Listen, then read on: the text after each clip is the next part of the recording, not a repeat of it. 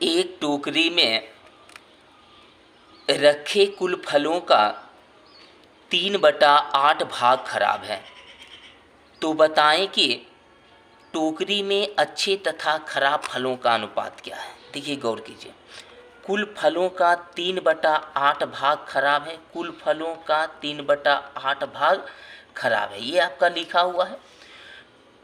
इसको अगर प्रोसेस से सोचें तो कुल फल का मतलब गुना 3/8 बराबर हो जाएगा खराब। कुल फल का मतलब गुना 3/8 बराबर खराब।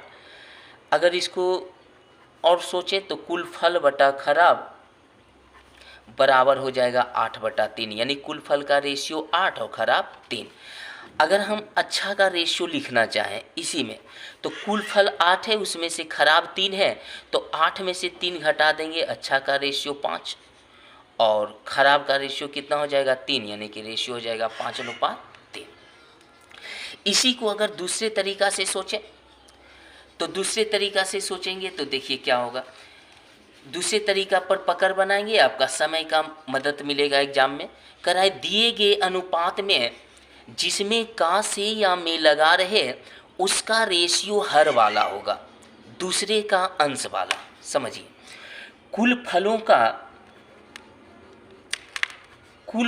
का 3/8 भाग खराब है। तो देखिए, अगर कोई भी प्रश्न में अगर एक भिन्न दिया रहे, यहाँ देखिए 3/8 भिन्न दिया हुआ है, तो 3/8 के पहले जो का है वो जिससे सटा रहेगा उसका रेशियो नीचे वाला होता है, दूसरे का अंश वाला। यानी कि कुल फल का 3/8 भाग खराब है। 3/8 के पहले जो का है, का के जगह कहीं आपका से भी दिया रहेगा, कहीं में भी दिया रहेगा, कहीं के भी दिया रहेगा।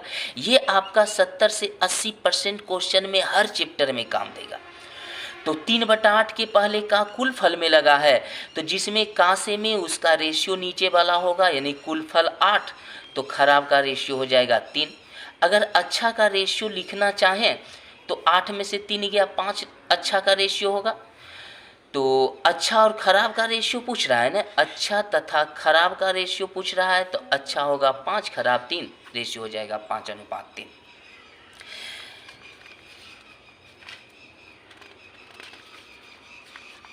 देखिए, एक विद्यालय में लड़कों की संख्या लड़कियों की संख्या का 5/12 गुना है, तो विद्यालय में लड़कों तथा लड़कियों की संख्या का अनुपात क्या है। देखिए, आप सीख चुके हैं कि भिन्न के पहले जिसमें का लगा रहे उसका रेशियो नीचे वाला होगा।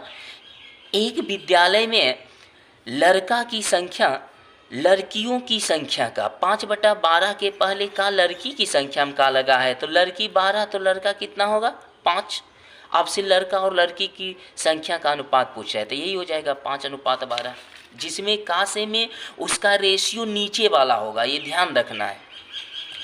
दूध तथा पानी के एक मिश्रण में दूध की मात्रा मिश्रण का 7/15 गुना है, तो बताएं कि मिश्रण में पानी तथा दूध का अनुपात क्या है। देखिए गौर कीजिए, एक मिश्रण में दूध की मात्रा मिश्रण का 7/15 गुना है। मिश्रण में का लगा है, अगर मिश्रण 15 होगा, 7/15 के पहले का मिश्रण में लगा है, तो मिश्रण 15 होगा, तो दूध का रेशियो कितना होगा 7। तो मिश्रण जो है ये दूध और पानी का मिश्रण है, उसमें से मिश्रण 15 है, दूध 7 है। अगर पानी का रेशियो लिखना चाहें तो 15 में से 7 गया 8 पानी का रेशियो होगा। तो आपसे पूछ रहा है पानी तथा दूध का अनुपात ने, तो पानी 8 है, दूध 7 है, रेशियो हो जाएगा 8:7। जिसमें का से में उसका रेशियो नीचे वाला होगा, ये ध्यान रखना है। चीनी तथा पानी के एक घोल में पानी की मात्रा पूरे घोल का 6/13 गुना है, तो बताएं कि घोल में चीनी तथा पानी का अनुपात क्या है। देखिए गौर कीजिए, पूरे घोल का 6/13 गुना है, पूरे घोल में का लगा है, यानी कि पूरा घोल अगर 13 होगा तो पानी कितना होगा 6। पानी की मात्रा पूरे घोल का 6/13 गुना है, पूरा घोल 13 होगा, तो पानी कितना होगा 6।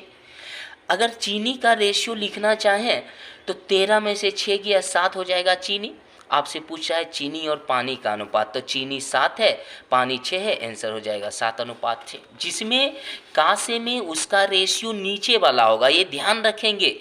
ये हर चैप्टर में आपका 70 से 80% क्वेश्चन में काम देगा। याद रखना, आप लोगों को फॉर्मूला और ट्रिक से पढ़ने की आदत होगी। एक बार दाखाटी मेथड से पढ़कर तो देखिए, इबादत होगी। दाखाटी मेथड फॉर्मूला और ट्रिक से भी शॉर्ट। देखिए, एक धनराशि को ए तथा बी के मध्य इस प्रकार बांटी गई है कि बी को पूरे धनराशि का 60% प्राप्त हो। तो ए और बी के भागों का अनुपात क्या है? बी को पूरे धनराशि का, पूरे धनराशि में क्या लगा है? पूरे धनराशि 60% का मतलब 60/100 समझेंगे। 60/100 के पहले का पूरे धनराशि में लगा है, यानी पूरे धनराशि 100 होगा, तो बी को कितना मिलेगा? 60। अगर ए का रेशियो लिखना चाहें तो ए का हो जाएगा 100 में से 60 गया 40। आपसे पूछ रहा है ए और बी के भागों का अनुपात क्या है, तो ए 40 है, बी 60 है, जो कटता है काट देंगे, 20 दूनी 40, 20 तिया 60, रेशियो हो जाएगा 2:3।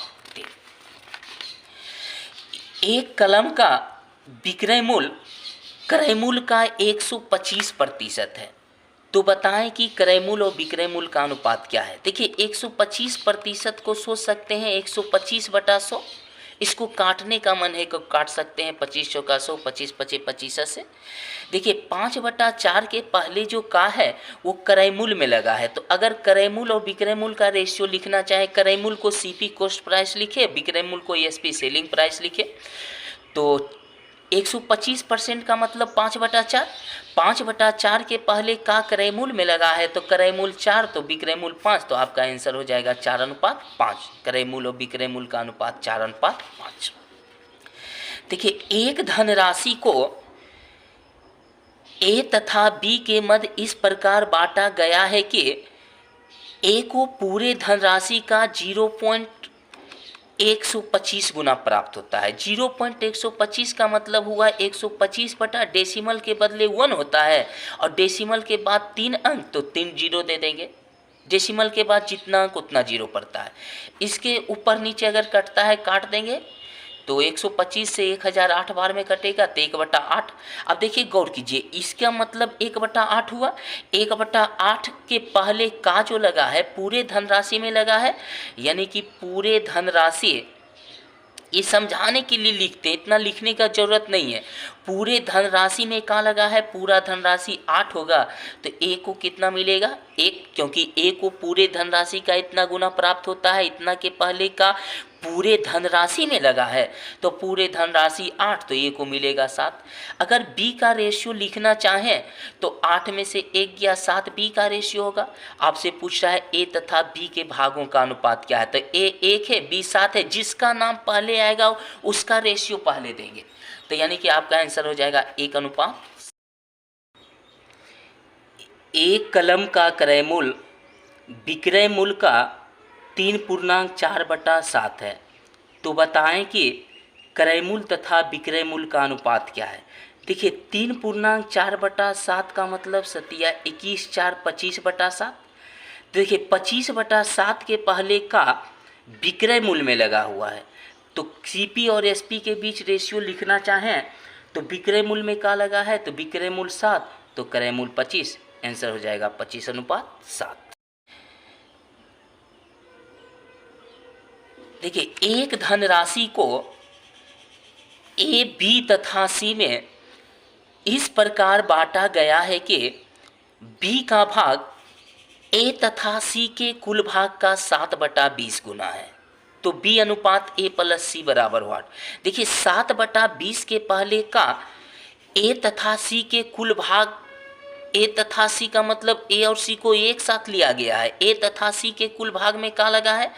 अगर बी अनुपात ए प्लस सी के बारे में सोचें तो ए तथा सी के कुल भाग में क्या लगा है, तो ए तथा सी मिलकर के होगा 20, तो बी कितना होगा 7, तो आपका आंसर हो जाएगा 7:20, क्योंकि बी अनुपात ए प्लस सी ही तो पूछ रहा है, और जो पूछ रहा है आपका वही दिया हुआ है लैंग्वेज में, तो आंसर हो जाएगा 7:20। जय माँ।